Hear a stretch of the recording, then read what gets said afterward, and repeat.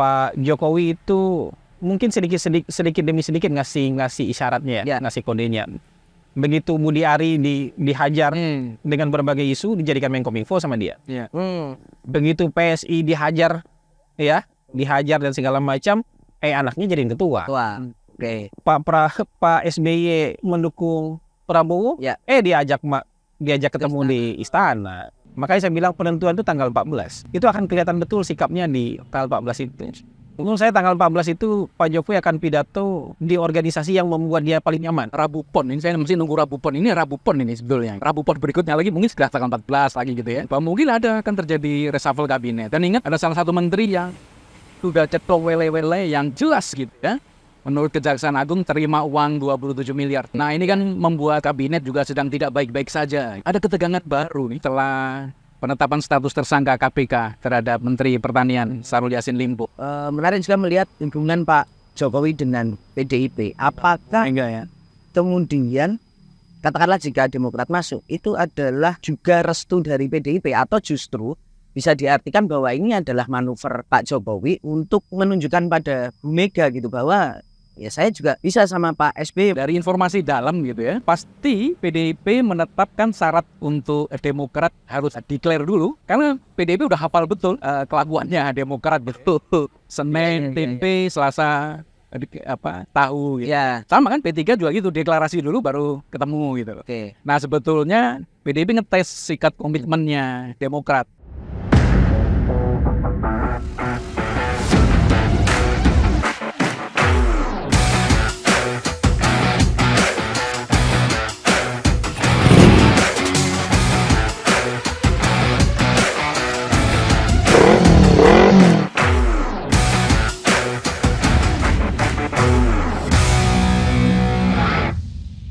Sahabat Kompas.com, bertemu lagi bersama saya Tatang Gudio dan saya Vittorio. Kita bertemu di Gaspol, ngobrol gas pasti nampol. Ini ada dua narasumber kita, Vito. Dua ahli politik, suhu politik kita. Ada Mas Hasan Nasbi, founder Cyrus Network. Terima kasih. Sama-sama. Sudah. Makasih juga. Dan kemudian ini tamu jauh kita ini. Jauh. Didatangkan di Jakarta. Dosen saya ini, mantan dosen saya juga. Ya, ini Direktur Eksekutif Nasakom Pratama, Mas Ari Junaidi. Selamat pagi. Muda sekali. Muda sekali Mas Ari ini. Nah, dengan dua pengamat kita ini, suhu politik kita ini, Vito, kita akan membongkar soal apa yang terjadi di balik ataupun juga apa yang bisa kita baca ke depan tentang pertemuan Pak Jokowi dan Pak SBY. Baru-baru ini ya. Tumben-tumbennya loh ini. Ketemu hari Senin kemarin ya. Kalau nggak salah hari Senin di Istana Bogor. Istana Bogor. Nah kita mau ke Mas Hasan dulu. Mas Hasan, apa yang mungkin bisa kita baca dari pertemuan keduanya, terutama kaitannya dengan isu yang tersebar belakangan soal bakal adanya dua poros. Apakah ini juga menjadi salah satu langkah istana gitu? Karena kabarnya kan dugaan-dugaannya bahwa dua poros ini adalah keinginan istana gitu untuk dua poros pilpres ini. Ya. Yang jelas saya nggak hadir di pertemuan itu ya. Jadi mencari informasi-informasi yang di dalam tentu kita nggak tahu lah. Kecuali kan apa yang dipublikasikan aja. Nah tapi kalau kita bicara pertama soal dua poros, ide itu kan sudah lama. Penggabungan Prabowo Ganjar itu ide yang betulan ada gitu loh. Ide yang betulan ada, sudah dicoba berkali-kali oleh Pak Jokowi, tapi mungkin kan nggak semua keinginan itu tercapai ya. Keinginan seorang presiden pun belum tentu semuanya bisa tercapai karena ya stakeholdernya banyak. Orang yang jadi penentu tuh nggak cuma satu. Kalau penentunya tunggal Pak Jokowi aja mungkin udah jadi nih pasangan ini. Tapi kan penentunya banyak. Jadi menurut saya kalau makin ke sini itu mungkin agak sulit kita membayangkan dua orang ini bersama. Ya. Membayangkan dua orang ini bersama sulit lah. Saya tidak bisa membayangkan PDIP mengoreksi pencalonan Ganjar kemudian jadi cawapres. Ya. Saya juga nggak bisa membayangkan Gerindra yang ketika misalnya dulu dia disurvei kalah jauh dengan Pak Jokowi aja, dia berani lawan. Apalagi sekarang dengan selisih yang sangat dikit ini, dia nggak berani lawan jadi cawapres, itu kan nggak bisa kita bayangkan ya. Jadi sepertinya itu sepertinya mereka berdua akan maju sama-sama menjadi calon Presiden. presiden. Nah, kalau misalnya tetap ada 2 calon, berarti yang tiba-tiba ngelawak kan di satu lagi. Oh, iya. Iya. Yang ini saya rasa nggak akan ngelawak lah. Oh, iya. Ini. Tapi yang satu lagi yang paling siap udah mau daftar KPU. Iya, saya rasa sekarang mereka salah satu yang paling siap, pasangan sudah ada. Tapi kan bisa jadi tiba-tiba ada lawakan, kita kan nggak tahu. Nah, kalau mau 2 pasangan nih, bukan di antara 2 ini menurut saya yang akan ngelawak yang satu lagi. Kalau misalnya 2 pasangan, walaupun itu belum tentu juga. Jadi, nah, pertemuan dengan Pak SBY menurut saya ini ya orang bisa suka atau tidak suka. Ya. Tapi kalau misalnya Pak Jokowi itu mungkin dalam waktu 2 minggu akan kelihatan sikapnya yang sebenarnya. Dalam waktu 2 minggu. Dalam waktu 2 minggu akan kelihatan sikap yang sebenarnya. Nah, pilihannya sekarang sikap itu apakah akan ditunjukkan terus terang? Kalau terus terang itu perangnya nggak terbuka atau masih proksi, gitu aja. Nah, kalau misalnya dengan SBY ini menurut saya ya SBY udah jelas-jelas sudah deklarasi loh. Partainya sudah deklarasi dukung Pak Prabowo ya. Kemudian diterima di istana. Kan nggak mungkin cuma tanya apa kabar.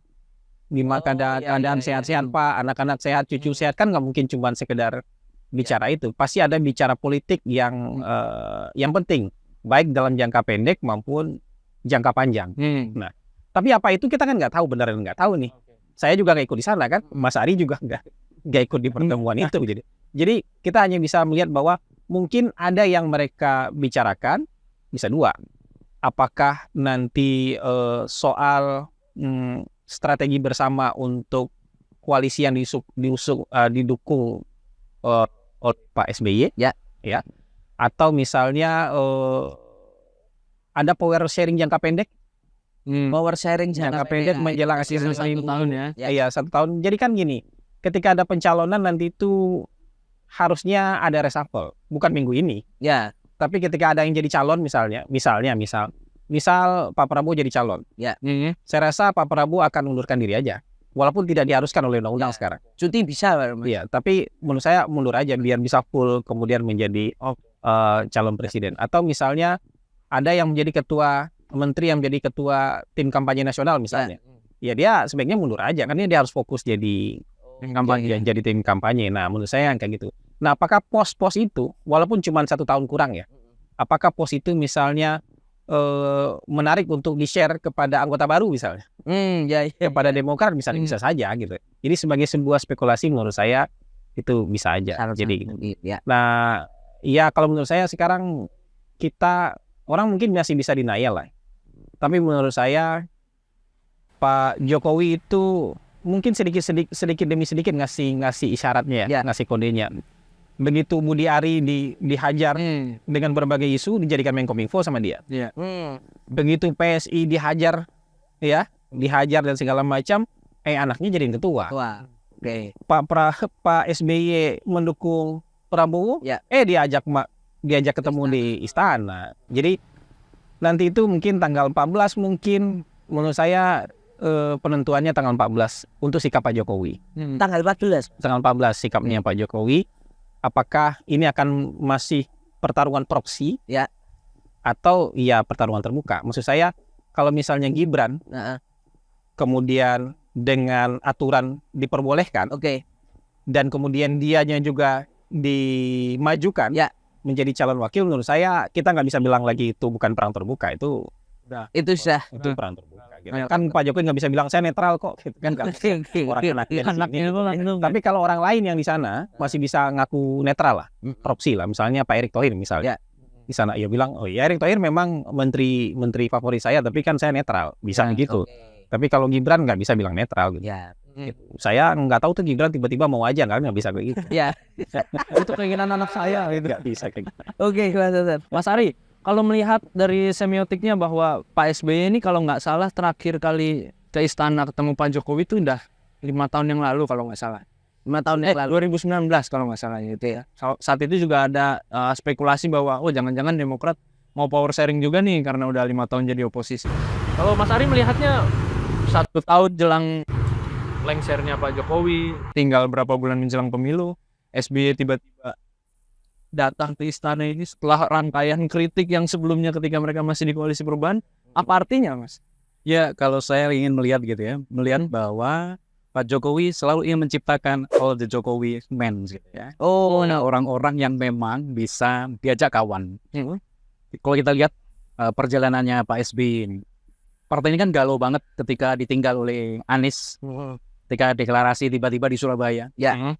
Tiba-tiba Pak SBY selalu mengatakan bahwa ada orang istana sebetulnya yang mengajak koalisi dengan saya.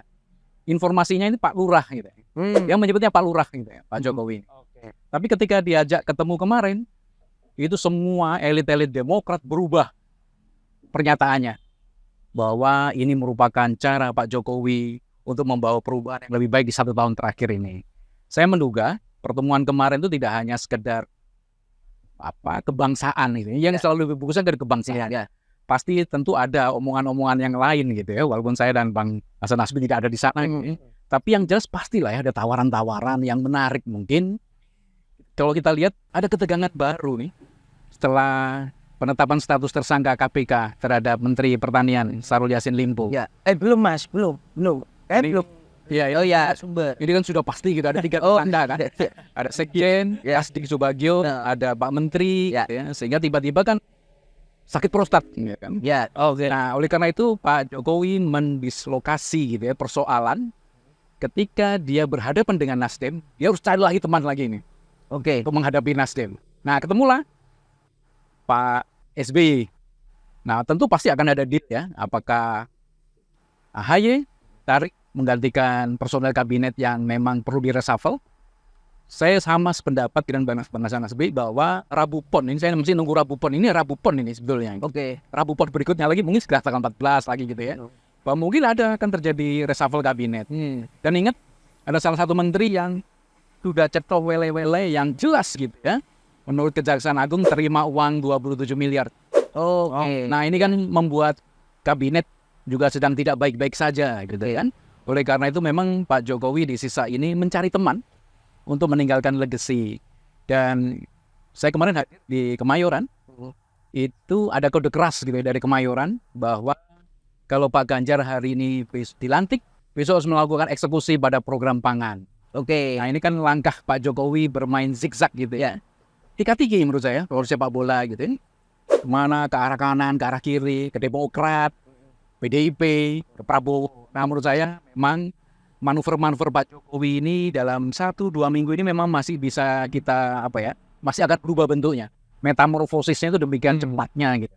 Nah, oleh karena itu pertemuan kemarin menjadi penting ketika luka lama 2019 ini kan mau dicoba nih Pak SBY mau sempat mau masuk. Ternyata cinta itu tidak bersambut. Nah, siapa tahu di pertemuan Bogor ini yang dulu di PHP gitu ya. Nah, sekarang mencoba lagi direkatkan lagi. Atau CLBK misalnya. Bisa jadi ya. Walaupun 2019 tanpa status misalnya. Nah, Mas Ari, kalau kita menyambung lagi tadi, menarik untuk melihat konteks Pak SBY dan Pak Jokowi. Tapi apa untungnya Mas Ari untuk Demokrat nih kalau dia bergabung ke kabinet setelah mungkin selama hampir 10 tahun dia aktif menjadi seorang oposisi gitu, yang mungkin kalau kita bisa bilang konstituennya Demokrat itu udah erat dengan anti pemerintah gitu. Apa untungnya kalau mereka gabung? Yang pertama tentu kalau Demokrat masuk kabinet setelah 10 tahun tidak menikmati kekuasaan menjadi berkah ya. Apalagi menteri tidak boleh cuti, tidak harus cuti ketika kampanye. Malah justru akan menikmati elektoral baik AHY maupun Demokrat. Ketika dia masuk kabinet, katakanlah AHY menjadi menteri gitu ya, dia akan bisa menggunakan fasilitas menterinya sekalian untuk kampanye. Malah kalau menurut saya dia akan menikmati berkahan elektoral dari dia masuk kabinet.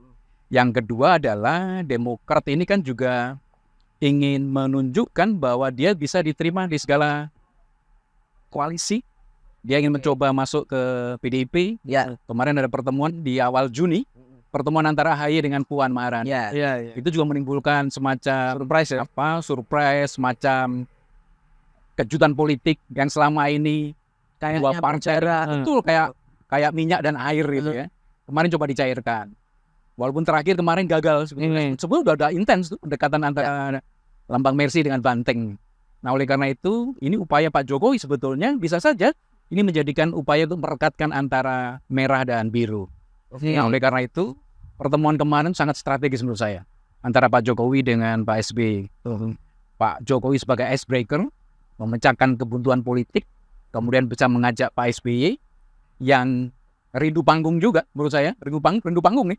Itu kreatif, rindu panggung. Kayak menikmati melukis loh Mas Arief. Tidak hanya melukis kan menyanyi, tapi juga ada juga lagi. Iya. Nah, oleh karena itu menurut saya tentu akan ada tindak lanjutnya nih. Ya.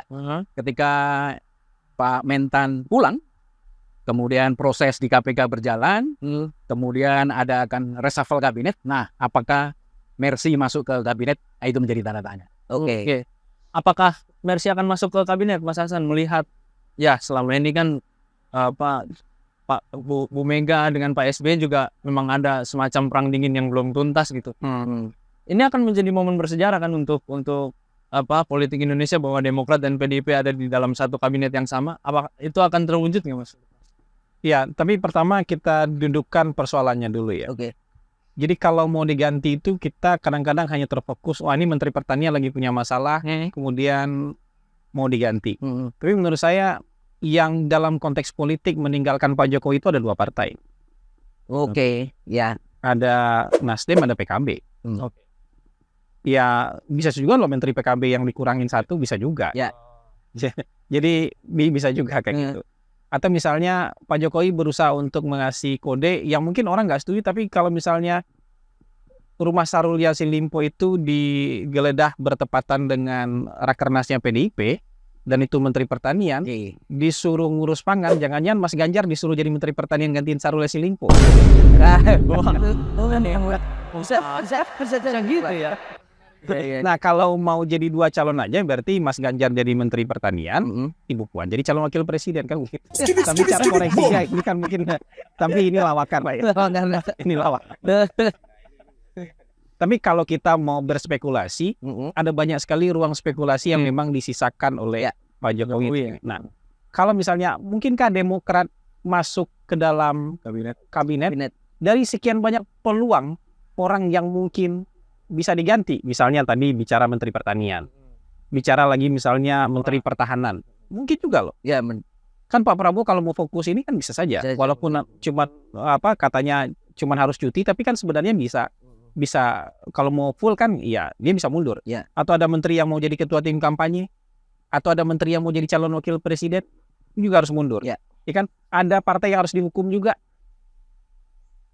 ya kan? Karena meninggalkan secara politik, meninggalkan Pak Jokowi. Jadi ada menteri yang agak mungkin secara opini publik susah ditolong karena misalnya disebut-sebut dalam persidangan menerima uang dan segala macam. Ya setidaknya ada 5 nih. Ya. Misalnya kayak begitu. Ya masa ya Demokrat nggak kebagian satu? Oke. Nah, maksudnya bisa aja kan yang kayak gitu. Jadi ketika misalnya PKB dikurangin satu, ya udah PKB nggak dekat lagi sama kita ya. Ini yang dekat kita kasih satu. Walaupun cuma setahun kurang, tapi menurut saya besar sekali peluang untuk itu. Walaupun belum tentu itu AHY. Oke. Ya. Walaupun belum tentu itu AHY. Nah, kalau dalam konteks sekarang itu menurut saya memang Partai Demokrat kemarin itu kan hampir semuanya itu panggungnya AHY. Yang diberi keleluasan untuk menjalani proses politik itu AHY. Nah, Pak SBY kan lebih banyak di belakang aja. Hampir tidak ikut campur dalam pertemuan-pertemuan politik itu, dan kebanyakan juga mungkin keputusan-keputusan mereka ambil juga sendiri. Kali ini kan Pak SBY juga mungkin pikir udah AHY udah saya kasih kesempatan, iya gagal nggak apa-apa, tapi dia sudah merasakan pahit betulannya politik nih gitu. Pahit betulannya Mas. Ya kan ini pahit betulan nih, bukan cuma di teori nih, udah merasakan pahit betulan dalam soal politik. Nah, tapi untuk keputusan di detik-detik akhir ini kayaknya majelis tinggi yang turun tangan. Oke. Nah, kalau majelis tinggi yang turun tangan levelnya udah beda nih. Bisa ketemu Pak Jokowi, bisa ketemu yang lain, bisa ketemu lain. Tapi memang menurut saya kemarin itu ada keinginan besar untuk ketemu Bu Mega. Tapi kan syarat yang diberikan oleh petinggi-petinggi PDIP itu kurang memanusiakan lah. Maksud saya gini, kamu deklarasi dulu dukung Ganjar baru kita ketemu. Ya. Itu kan nggak begitu adatnya dalam partai politik. Orang berdiskusi dulu, baru kemudian kalau udah sepakat baru deklarasi. Nah, kalau kayak gini kan orang disuruh, iya oke, pintu saya bukain ini, tapi kamu jalan jongkok dari sana ya. Seolah gitu ya. Iya kan kayak gitu. Oke. Diskusinya nggak ketemu dong. Iya. Kalau dengan pihak lain jadi ketemu. Jadi pilihannya jadi nggak ada akhirnya. Oh kalau gitu kita satu-satunya ke Prabowo. Walaupun belum tentu mereka mau ke Prabowo loh. Maksudnya bisa aja mereka setengah hati juga atau Ya awalnya, tapi kalau sudah begini ya udah full power menurut saya. Kalau sekarang udah full power, nggak ada pilihan. Dan saya dengar dari elit Demokrat sekarang perintahnya semua caleg pasang foto caleg bersama capres. Jadi Demokrat sudah mau gaspol untuk turun gunung, benar-benar turun gunung ya. Iya, jadi menurut saya karena udah nggak ada pilihan lain. Ya. Kalau Anda masih ada pilihan dia akan mendua kan. Kalau sekarang pilihannya udah nggak ada. Saya kan Satunya. Jadi dari sekian banyak peluang untuk diganti menteri ini, ya menurut saya kenapa enggak Demokrat? Tapi Mas Hasan menarik juga untuk melihat dalam posisi habis pertemuan dengan Pak SBY dan jika kemungkinan nanti Demokrat masuk, menarik juga melihat hubungan Pak Jokowi dengan PDIP. Apakah Enggak ya. kemudian katakanlah jika Demokrat masuk itu adalah juga restu dari PDIP atau justru bisa diartikan bahwa ini adalah manuver Pak Jokowi untuk menunjukkan pada Bu Mega gitu bahwa saya juga bisa sama Pak SBY, mengingat kemarin PDI juga nggak mau ketemuan Mega sama SBY gitu. Kalau menurut saya dalam konteks reshuffle kali ini nggak perlu restu. Nggak perlu restu. Ini prerogatif presiden dipakai full aja. Yang penting kan partai-partai yang misalnya PDIP nggak dikurangi. Oke. Kan jatahnya nggak dikurangin. Kalau dikurangi ya perlu ngomong. Tapi kalau jatahnya nggak dikurangin ngapain? Kan nggak perlu ngomong menurut saya. Gitu. Saya mau kasih ke Nasdem, Nasdem saya ambil satu, saya kasih ke Demokrat kan nggak apa-apa. Atau PKB saya ambil satu, saya kasih ke Demokrat kan tuh nggak perlu ngomong sebenarnya. Oke. Gitu. Jadi ini ya cuma 1 tahun terakhir kok. Ya. Ini kan bukan awal pembentukan pemerintahan. Ini sudah pemerintahan mau berakhir, nggak usah betul restu lagi. Berarti apakah kita bisa melihat bahwa ini memang upaya dari keduanya ya, dari Pak SBY maupun juga Pak Jokowi untuk lepas dari bayang-bayang Bu Mega yang selama ini dianggap sangat kuat gitu, Mas Ari? Karena saya tahu lama gitu ya relasi antara Pak Jokowi dengan Bu Mega. Karena tahun 2005 saya ikut di dalam circle itu. Pak Jokowi pasti melakukan konsultasi dulu ke Bu Mega. Termasuk sekarang ini. Karena kemarin itu sebelum Bu Mega pergi menerima Dr. Honoris Causa di Malaysia, itu ada waktu berdua antara Bu Mega dan Pak Jokowi. Itu justru setelah rakernas berarti. Setelah rakernas, pas di rakernas penutupan. Pas penutupan. Oke. Nah itu ada space waktu yang mereka bicarakan. Nah kalau tadi sebetulnya dari informasi dalam gitu ya, pasti PDIP menetapkan syarat untuk Demokrat harus declare dulu. Karena PDIP udah hafal betul kelakuannya Demokrat gitu. Senin tempe, Selasa tahu gitu. Ya. Sama kan P3 juga gitu, deklarasi dulu baru ketemu gitu. Oke. Nah sebetulnya PDIP ngetes sikap komitmennya Demokrat. Lo bener nggak dukung Ganjar? Deklarasi dulu baru kita terima. Jadi memang polanya PDIP itu paham betul dengan kelakuannya Demokrat. Jadi memang PDIP itu ngetes sebetulnya, test the water, bahwa lo masuk koalisi ini nggak pakai minta jatah menteri. Berbeda kan kalau di Demokrat ke Prabowo udah ditawarkan 4 posisi menteri kan? Oh ya, kabarnya Ya, seperti itu. Oke. Berbeda dengan di PDIP. PDIP nggak mau tuh transaksi seperti itu. Gabung dulu, kita berjuang, soal itu kita bicarakan. Oke. Nah sebetulnya PDIP udah hafal betul tuh kelakuan Demokrat seperti itu. Nah kembali lagi soal restu, saya rasa ini menjadi momentumnya. Bu Mega udah sunset nih sebetulnya nih. Rakernas berikutnya di 2025. Oke. Kongres di 2025. Kemudian Rakernas kelima itu setelah pemilu. Jadi memang tahapan PDIP juga ngejar waktu. Oleh karena itu teman-teman pasti akan ingat gitu ya. Ada usulan dari Mas Guntur, kakaknya Bu Mega, supaya kursi ketua umum diberikan kepada Jokowi. Ya. Jadi sebetulnya pembacaan publik itu melihatnya tidak ada kerenggangan. Sebetulnya mereka ketawa-ketawa juga. Mereka ketawa. Saya mau ketemu SBY. Masa mau ketemu SBY? Jadi sebetulnya itu yang terjadi sebetulnya. Berarti artinya nggak ada resistensi dari Bu Mega soal katakanlah ketika kalau nanti Demokrat bergabung ke kabinet itu nggak ada resistensi, Mas Ari? Beda ya. Karena saya lama ada di lingkar itu, berbeda dengan sikap 2004 hingga di 2023 ini. Bu Mega kayaknya sudah move on gitu ya. Slow ya. Sudah move on. Pak SBY juga mendekat. Ya. Pertemuan Puan dengan AHY itu juga di-endorse oleh mereka-mereka juga. Udah nge-tweet Iya. ini kereta bareng kan ya. Sul gitu ya. Kereta bareng. Padahal ke Pacitan nggak ada kereta loh ya. Kan berhenti Solo Mas Solo yang ngebis ya. Tapi setidaknya kebersamaan itulah yang ingin dikehendaki oleh Pak Jokowi juga ya. Pak Jokowi mungkin ingin meninggalkan legacy, tidak boleh ada luka politik. Mari kita bersatu. Saya membacanya seperti itu gitu ya, bahwa indah banget gitu ya kebersamaan itu. Walaupun ada dua tadi yang dibilang Mas Hasan cabut tadi itu ya. Iya. Switch ya, Iya. switch ya itu. Ya. Apalagi ini pertanyaan ada request dari belakang nih netizen ini. Oh ya, Apa mungkin Partai Demokrat gabung kabinet sama artinya dengan mendukung Ganjar? Nah, ya berat. pertanyaan Agak nyebrang ya. agak beyond ya. Tapi biarlah Tapi spekulasi biarlah ya. kita tanyakan dulu Mas Hasan. Kejutan-kejutan politik kan Iya. bisa tutup ya.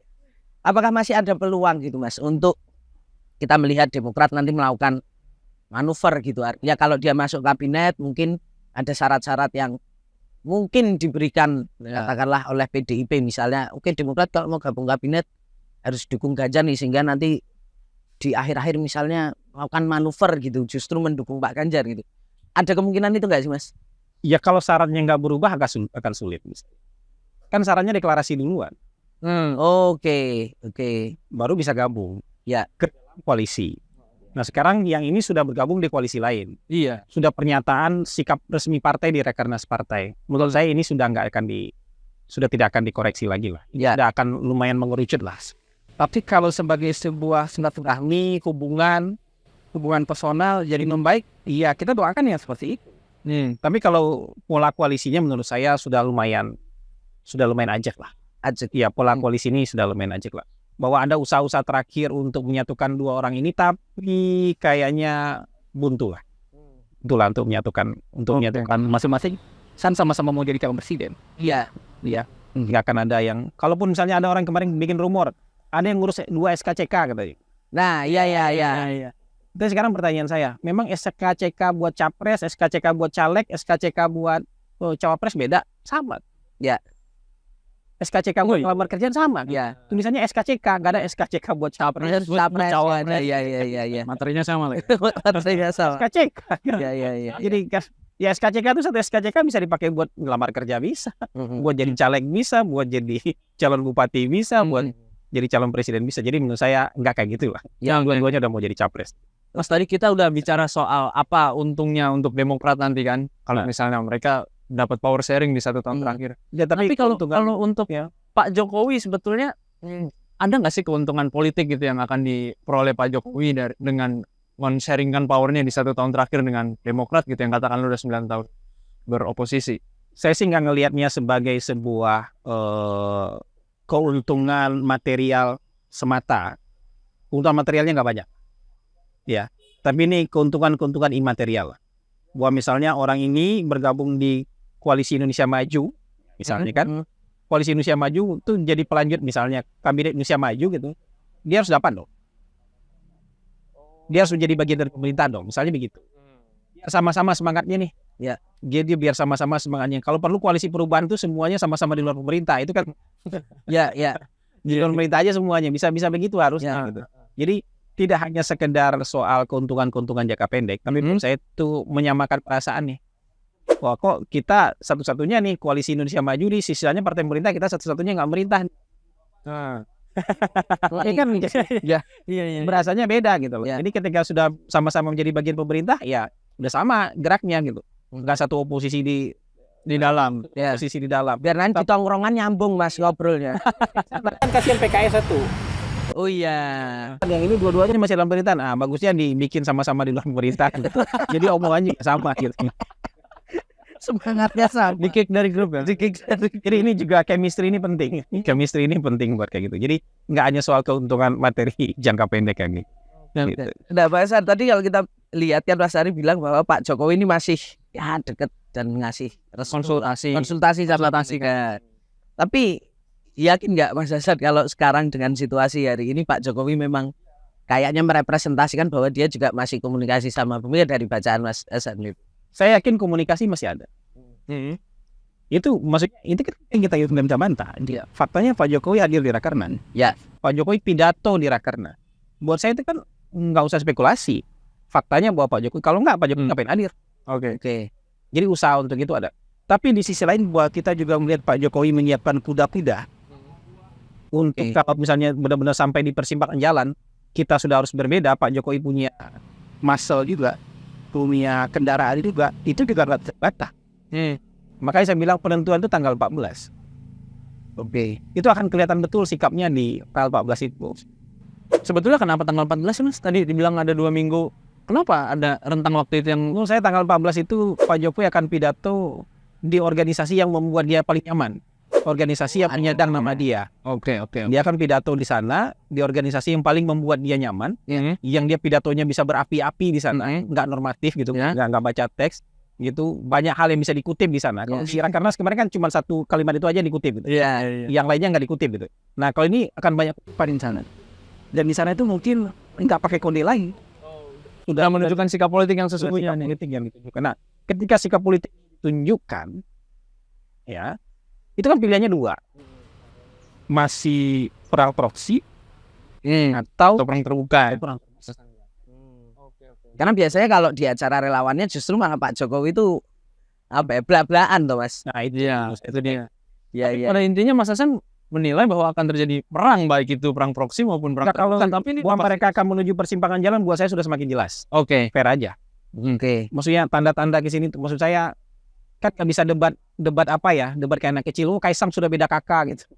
Ya. Kita nggak bisa debat kusir kayak gitu, debat kayak anak kecil kayak gitu. Jadi buat saya Kaisang di sana bukan keputusan Kaisang sendiri. Itu sudah jelas mengapa. Pasti ada rapat keluarga itu. Ya, kan begitu. Iya. Jadi buat saya, loh kok begini gitu. Ya kayak gitu-gitu buat ini lah. Orang yang dituduh macam-macam, orang yang bilang mau dukung orang lain selain Ganjar, dikasih jabatan menteri. Oke. Jadi buat saya ada kuda-kuda buat di sana gitu. Ya, persoalannya ini mau smooth atau mau pecah langsung. Iya. Artinya walaupun komunikasi itu terbangun antara Pak Jokowi sama Bu Mega, tapi belum tentu restu Bu Mega ini menjadi penentu 100% kebijakan yang nanti akan komunikasi mereka jalan, tapi apakah mereka akan jalan bersama itu belum. Itu dia. Ya, Komunikasi jalan, tapi buat jalan thumbnail bersama belum tentu. Ya, quote juga ya, ini quote ya. Thumbnail. Oke. Mas Ari, sepakat nggak dengan tadi pernyataan Mas Hasan soal yaitu tadi bahwa melihat juga nggak sih Mas sebenarnya ya sinyal-sinyal Pak Jokowi itu ya komunikasi memang sama Bu Mega, tapi belum tentu jalan bareng gitu sekarang. Atau justru kalau dari bacaan Mas Ari, enggak, itu yang dilakukan Pak Jokowi sekarang tuh masih dalam skemanya Bu Mega kok gitu, atau gimana? Pak Jokowi pasti membaca ya hasil-hasil survei dari semua lembaga survei. Elektabilitas PDIP itu kan pasti jawara gitu. Ya. Pak Jokowi pasti menyiapkan infrastruktur politiknya, makanya dia membuka rekonsiliasi dengan Pak SBY, Kaisang ditaruh di PSI, kemudian 2 menantu dan putranya masih di PDIP, kemudian sekarang ada hembusan dia calon ketua umum PDIP. Tentu Pak Jokowi pasti melakukan kalkulasi politik. Oleh karena itu pasti PDIP dijadikan sebagai rumah besarnya Pak Jokowi, kalau menurut saya, feeling saya. Dan Pak Jokowi pasti berhitung banyak mengenai posisinya dengan PDI Perjuangan sekarang ini. Dan ingat, salah satu pendukungnya Pak Jokowi itu adalah yang namanya FX, Rudy Adiatma. Nah, kemarin menjadi orang nomor 2 setelah Guntur yang bicara bahwa memang betul Pak Jokowi yang cocok menjadi ketua umum PDI Perjuangan. Nah, oleh karena itu apakah relasi ini menguntungkan semua kalangan gitu ya? Yang jelas ini kan menunjukkan bahwa Pak Jokowi adalah sutradara politik yang terbesar nih di sekarang ini. Dia bisa menentukan arah perpolitikan, dia bisa menentukan capres yang dikehendaki, cawapres yang tidak dikehendaki. Sepakat ya? Ya, ada capres dan cawapres yang tidak dikehendaki kan sudah di luar sana nih. Nah, tinggal 2 ini ya. Apakah Prabowo atau Ganjar. Nah, sekarang adalah Pak Jokowi tentu akan melihat siapa yang bisa memenangkan ini. Ganjar apa ke Prabowo. Nah, demikian juga sikap politiknya nanti. Apakah nge-push habis-habisan Prabowo atau akan beralih lagi 100% dukung Ganjar. Nah, inilah Pak Jokowi sedang menentukan gaspolnya kemana nih. Tapi kalau misalnya PDIP akan jadi rumah, kenapa Pak Jokowi harus membentuk infrastruktur tadi yang disampaikan Mas Ari? Kenapa dia harus dalam tanda kutip membesarkan PSI dengan memasang Kaisang di situ gitu. Ini kan cara Pak Jokowi untuk membranding dirinya bahwa dia besar, bukan karena PDIP misalkan. Dia sekarang udah bisa juga melakukan hal itu di luar itu. Dia ingin melihat bahwa dia harus diperhitungkan juga di PDIP. Bahwa PDIP itu tidak hanya sekedar Tra Soekarno misalkan. Ya. Tapi bisa di luar Tra. Bukan lagi anak biologis, tapi bukan lagi anak biologis ya, tapi anak ideologis. Itu yang selalu ditampilkan oleh Jokowi. Artinya itu menjadi langkah Jokowi untuk meningkatkan bargaining dia ke PDIP bahwa Betul. aku ini nggak cuma petugas partai cerean kayak yang dianggap orang-orang gitu. Ya. Jadi Pak Jokowi ingin menunjukkan kelasnya. Bahwa kelasnya itu dia bukan di 1200 cc, ternyata dia bisa 4500 cc. Nah, ini yang ditunjukkan oleh Jokowi akhir-akhir ini. Tapi katakanlah Pak Jokowi akhirnya, ya kalau kita lihat misalnya nanti akhirnya dalam kongres tetap kader PDIP pengennya adalah satu garis biologi sama Soekarno gitu. Artinya mungkin yang dipilih adalah keturunannya Bu Mega, bisa Mbak Puan, Mas Nanan dan lain sebagainya itu. Sangat mungkin nggak Mas Ari kalau Jokowi tidak mendapatkan posisi itu karena dia bukan siapa-siapa di DPP PDIP. Memang akhirnya PSI yang akan dijadikan skoci gitu. Bisa saya melihat seperti itu ya, karena sekarang relawan-relawan udah mulai bersatu nih di PSI. Sudah mulai didekati oleh Kaisang. Oke. Sehingga ini skoci yang dipersiapkan juga sebetulnya oleh Pak Jokowi menurut saya, pandangan saya bahwa skoci inilah yang akan digunakan jika ada sesuatu, ada turbulen di PDI Perjuangan, dia akan loncat ke PSI misalnya. Nah, oleh karena itu PDIP pun juga tidak akan melepas Pak Jokowi seperti itu juga. Bahwa PDIP menganggap bahwa Jokowi ini adalah Cristiano Ronaldo-nya Al Nassr gitu ya. Ya sama seperti Lionel Messi-nya Inter Miami. Oke. Dia kan pemain-pemain yang luar biasa. Ya. Dan ini merupakan seniman Tapi politik. Ronaldo itu tuwek Mas. Ngegolino Top skor. skor Liga Arab. Ya, Liga Arab ya. Ya. Tapi itu ya. Itu. Oke. Kita ke Mas Hasan. Apa Vito? Aku sebenarnya masih mau soal tadi. Jadi Apa? banyak orang anggap ini Pak Jokowi main dua kaki, Mas. Mas Oke. Hasan sepakat soal itu atau justru dalam kondisi ini justru PDIP yang main dua kaki karena kita dengar pidato politik Bu Mega kemarin ada tersembil tuh beberapa kritik soal soal pemerintahan Pak Jokowi, mulai dari bea impor gandum misalnya, kemudian diversifikasi pangan, itu kan antitesis dari food estate yang seragaman pangan, terus kemudian juga nyindir soal orang dari luar tiba-tiba jadi ketum, Ya, sentilan-sentilan juga Pak Jokowi. Ini sebenarnya saling main dua kaki atau gimana Mas? Menurut Mas Hasan? Ya kalau misal mereka tes power ya, oke. siapa yang bisa lebih, Adu mekanik gitu Mas. Mekanik. mereka ini lagi adu mekanik ya, gitu. Tapi misalnya gini, bahwa ada suara-suara sekarang yang takut kehilangan Pak Jokowi, suara dari PDIP yang takut kehilangan Pak Jokowi, menurut saya itu wajar. Karena bagaimanapun misalnya Pak Jokowi itu juga sebuah mesin politik besar tersendiri. Tapi misalnya tawaran-tawaran ini itu kan hanya bunyi kalau kongresnya pertukaran itu sebelum pemilu. Oke. Kalau setelah pemilu itu kan udah beda cerita. Iya. Sudah beda cerita gitu. Jadi sudah presiden definitif dan segala macam, tawaran itu bisa saja hilang begitu saja, namanya tawaran gitu. Belum ada pemilu.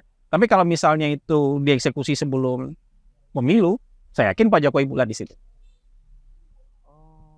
Tapi kalau misalnya tawaran itu adalah setelah pemilu, menurut saya Pak Jokowi akan berhitung lah. Ya. Jadi begini, pasti kita fair aja lah. Presiden-presiden yang mau turun itu di Indonesia ini kan banyak sekali pekerjaan. Pekerjaan rumahnya banyak. Jadi 2 periode sekalipun pekerjaan rumahnya tak banyak. Di kita itu ada jalan layang MBZ itu yang sudah selesai, sudah dipakai, tiba-tiba jadi ada tersangka tuh. Ya. Iya.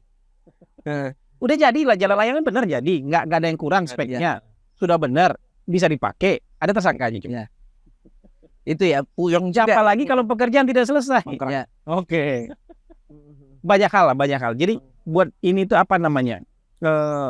tidak mudah memang. Misalnya presiden itu jadi tidak aman, tapi buat jaga-jaga itu kan wajib. Makanya Pak SBY jadi ketua partai loh. Ya. Ya, saat itu ya. Pak SBY itu begitu mau turun jadi ketua partai. Ya. Gitu.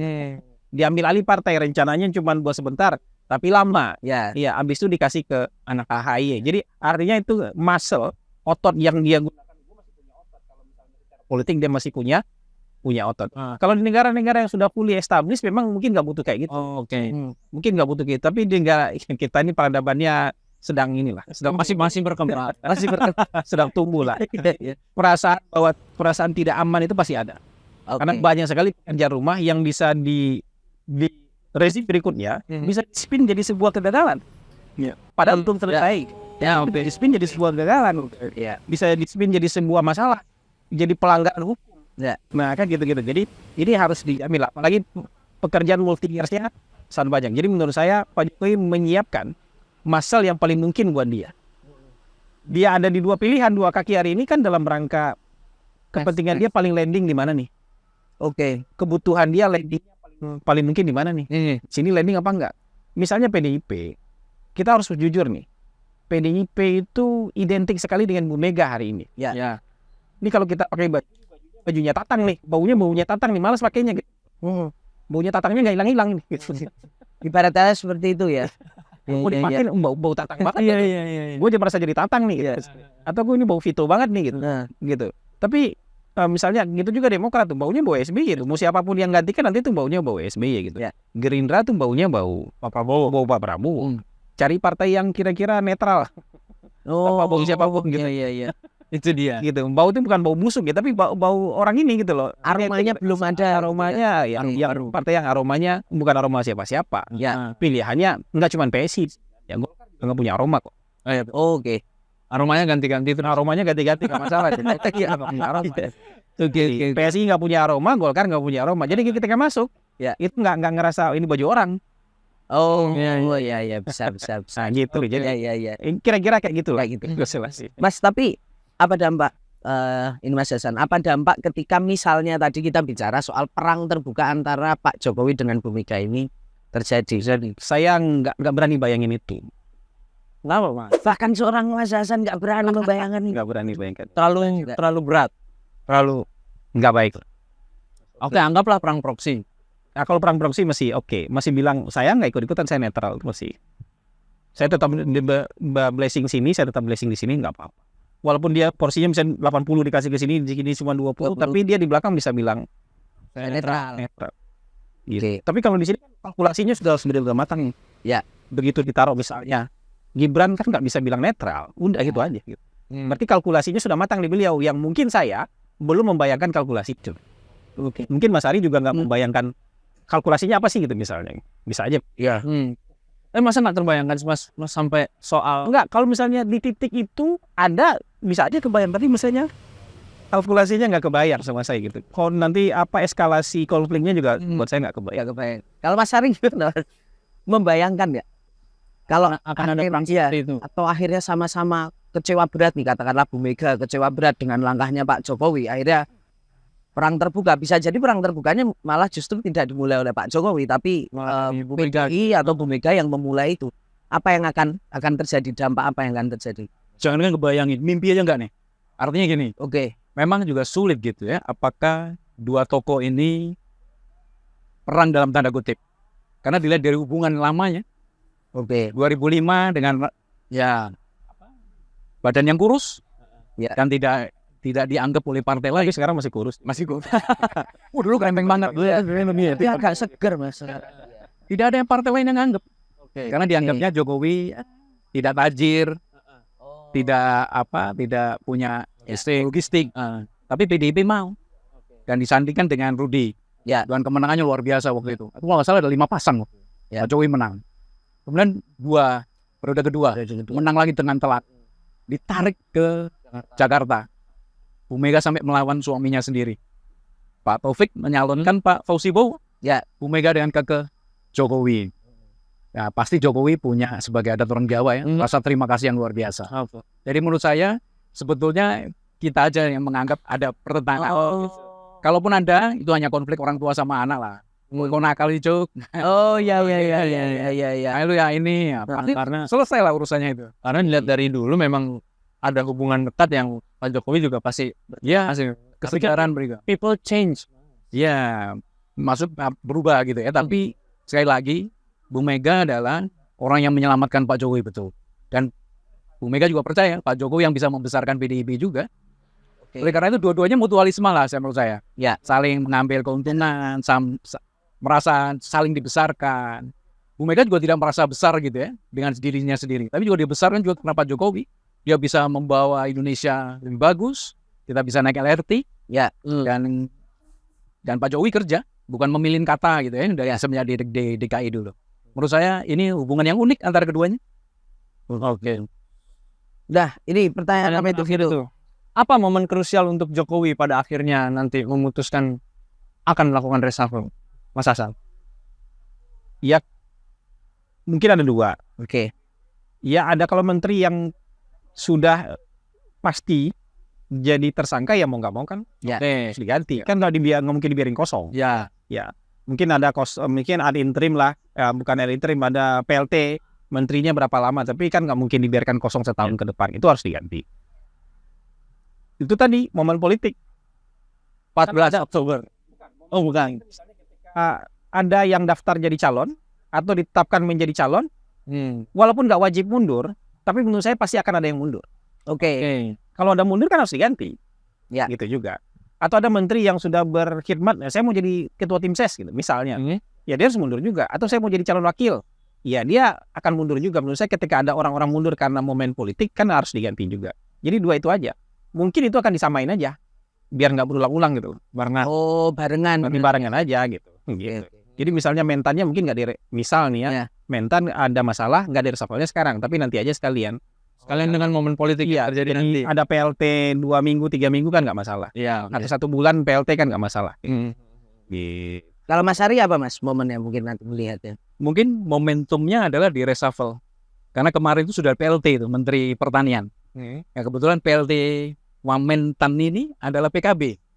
Ini kan PKB kan juga sedang dalam kondisi yang tidak baik-baik saja. Nggak mungkin dijadiin menteri. Tidak mau jadi menteri. Tidak mau jadi menteri. Iya, itu. Enggak mungkin. Konsepnya adalah mengganti menteri bermasalah tentu dengan bisa menambah kekuatan dari partai lain atau memberi porsi pada partai yang sudah ada. Yang jelas menurut saya ada 2 menteri yang posisinya Rentan sekali ya. rentan sekali. Apa itu Mas? Menteri Pertanian yang sekarang sedang sakit prostat gitu menteri. Kita doakan segera sembuh ya. Satu lagi adalah Menteri Menpora. Yang sudah kejaksaan usaha ini ya, bukti-bukti dari persidangan sudah demikian jelas gitu ya. Oleh karena itu tentu Pak Jokowi akan menambah amunisinya, apakah dengan merekrut dari partai yang sudah ada, atau mengajak Demokrat yang tadi sudah PDKT kembali. Atau relawan. Bisa jadi ada presidennya. Ya, ada loh. Ya. Terus dengan Menteri Nasdem dan PKB yang masih bercokol sekarang, Mas Ari melihatnya? Nasdem semakin habis ya, karena ada 2, G Plate sama Sarul Yassin Limpo. Masih ada Menteri LHK. Menteri LHK, tinggal 1. Rentan juga. Ya hanya sebagai pemanis saja lah ya, pemanis. Tentu ada 2 nih posisi. Udah 1 kan udah diganti Budi Setiadi gitu ya. Tinggal Menteri Pertanian. Nah, Menteri Pertanian kemarin yang dikritik keras oleh Jokowi ini. Oleh PDI Perjuangan. Ya. Dia mengkritik 2 sebetulnya. 1 tembakan 2 peluru tuh. 1 ke Menteri Pertanian, 1 ke Menteri Pertahanan, food estate. Bahwa PDIP menghendaki adanya alternatif pangan, bukan keseragaman pangan. Tentu pasti food estate-nya Kemenhan. Kemudian Menteri Pertanian sekarang ini gagal dalam penyediaan pupuk, macam-macam. Memang momentumnya kemarin pemeriksaan tanggal 29 pembukaan rakernas. Tapi kan sebetulnya itu kan hanya digatuk-gatukin aja. Ya.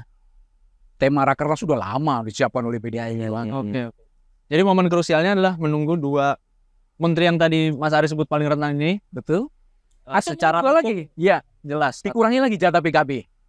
Karena bagi Jokowi tidak ada manfaatnya juga pengelolaan PKB. Oke. Dan kemarin juga disebutkan bahwa Menteri Agama ingin ditertibkan oleh PKB. Ya. Menterinya membalas. Emang gua apa? Ya. Oke. Itu tadi bacaan kita soal reshuffle ya. Kita memulainya dari pertemuan Pak Jokowi dengan Pak SBY sampai kemana-mana. Baik ke restu Bu Mega. Luar biasa. Kita akan bahas ke sesi Kedua. berikutnya ya. Sesi yang kedua. Terima kasih sahabat Kompas.com, tetap ngegas, tetap nampok. Di hari-hari ini betapa sibuknya konstelasi untuk mencari cawapres ini. Lebih sulit nyari cawapres dibandingkan mencari calon pendamping hidup. Tapi kalau kita bicara soal hari ini, Jawa Timur menjadi salah satu basis yang penting, kemudian NU juga. Tapi dari nama-nama yang tersebar entah jadi kandidat cawapres Mas Ganjar maupun Pak Prabowo, Mas Hasan dan juga Mas Ari. Kira-kira siapa yang paling ijo? Ini kalau dalam komik Asterix nih, Ya. Caimin itu udah kayak Obelix, udah kecemplung dari lahir di ramuan sakti. Oh iya Dia nggak perlu minum lagi untuk Iya, minum iya, iya. kadar KNU-nya. Tapi kalau yang lain itu perlu minum ramuan sakti untuk membuktikan kadar KNU-nya. Oke. Kan? Atau bahasa yang ketiga tadi, saya hanya bisa menang kalau di full support oleh Pak Jokowi. Saya kalah aja sama Pak Jokowi, saya hanya bisa menang kalau disupport juga oleh Pak Jokowi. Jadi milih Gibran. Jokowi akan selalu melakukan kalkulasi. Kalau Gibran digandeng oleh Pak Prabowo, tentu akan menimbulkan luka yang menganga tuh di PDIP.